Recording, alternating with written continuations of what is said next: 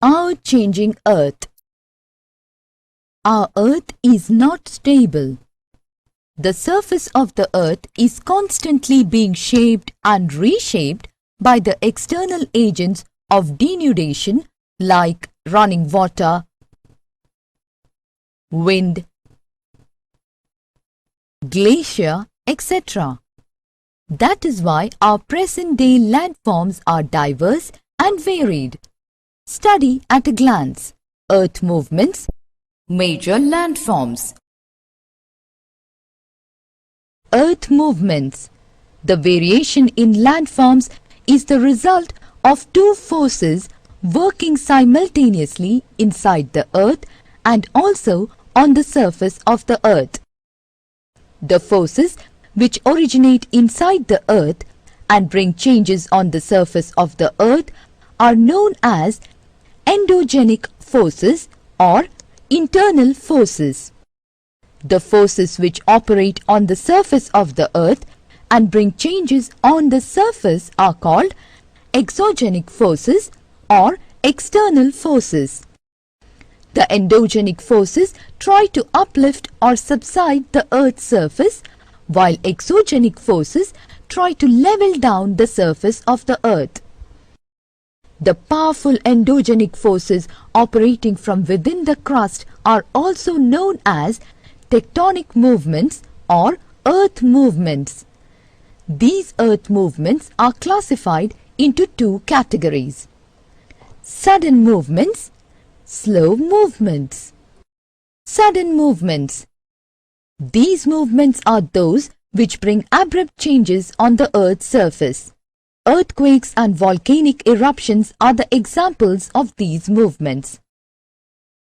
The changes are so sudden that a part of land may be fractured, river may change its course, and a new land feature may be formed due to lava eruption. Example: earthquakes. Slow movements. Some changes in the Earth's crust.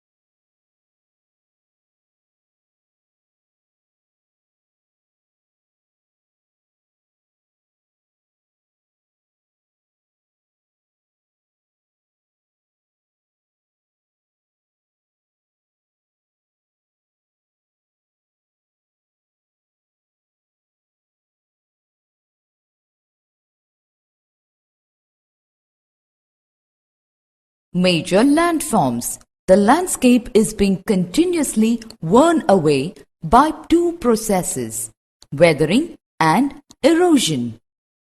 Weathering is the breaking up of the rocks on the Earth's surface. Erosion is wearing away of the landscape by different agents like water, wind, and ice.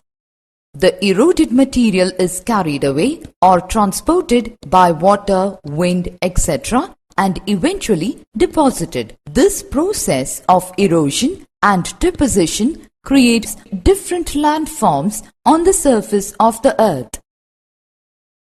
Work of wind.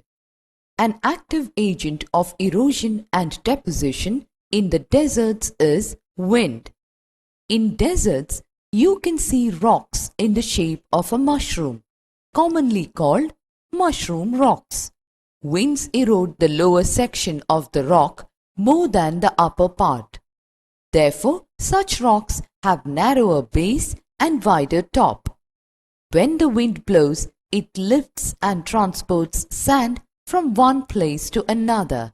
When it stops blowing, the sand falls and gets deposited in low hill-like structures. These are called sand dunes.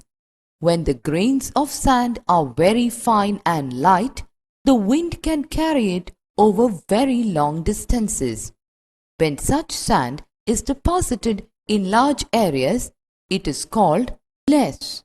Large deposits of less is found in China.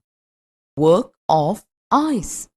Glaciers are rivers of ice which too erode the landscape by bulldozing soil and stones to expose the solid rock below. Glaciers carve out deep hollows. As the ice melts, they get filled up with water and become beautiful lakes in the mountains. The material carried by the glacier, such as rocks, big and small, sand and silt, gets deposited. These deposits form glacial moraines. Work of a river. The running water in the river erodes the landscape. When the river tumbles at steep angle over very hard rocks or down a steep valley side, it forms a waterfall. As the river enters the plain, it twists and turns, forming large bends known as meanders. Due to continuous erosion and deposition along the sides of the meander, the ends of the meander loop come closer and closer, and in due course of time, it cuts off from the river and forms a cut-off lake, also called an oxbow lake. At times, the river overflows its banks, which leads to the flooding of the neighboring areas. As it floods, it deposits layers of fine soil and other materials called sediments along its banks, which leads to the formation of flat, fertile floodplain. The raised banks are called levees. As the river approaches the sea, the speed of the running water decreases and it breaks up into a number of streams called distributaries. The river becomes so slow that it begins to deposit its load. Each distributary forms its own mouth.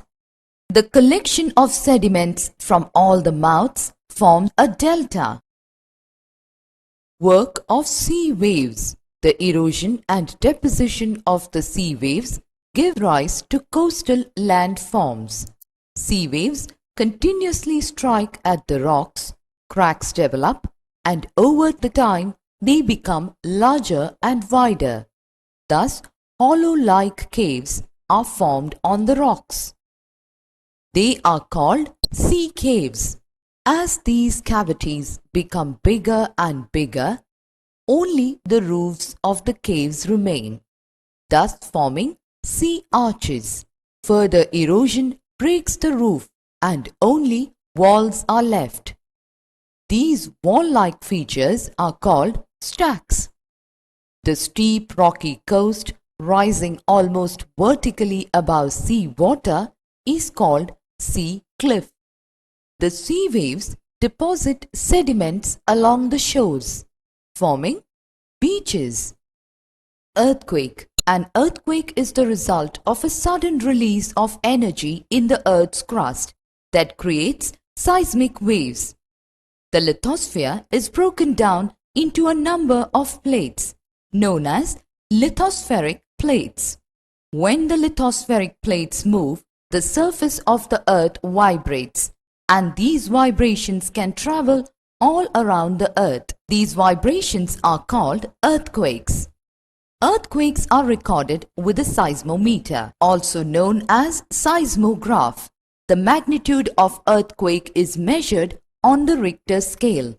An earthquake of 6 is considered as very strong, and 7 is classified as a major earthquake. The place in the crust where the movement starts is called the focus, and the place on the surface above the focus is called epicenter. Vibrations travel outwards from the epicenter as waves. Greatest damage is usually closest to the epicenter, and the strength of the earthquake decreases away from the center. There are 3 types of earthquake waves: P waves or longitudinal waves, S waves or transverse waves, L waves or surface waves. Volcano. A volcano is a vent or an opening in the earth's crust through which hot molten rock, ash and gases erupt suddenly. Volcanoes can also form where there is stretching and thinning of the earth's crust. Summary. The variations in landform is the result of 2 forces working simultaneously inside and outside the earth. The internal forces are called endogenic forces. The external forces are called exogenic forces. The endogenic forces are further classified into sudden movements and slow or secular movements.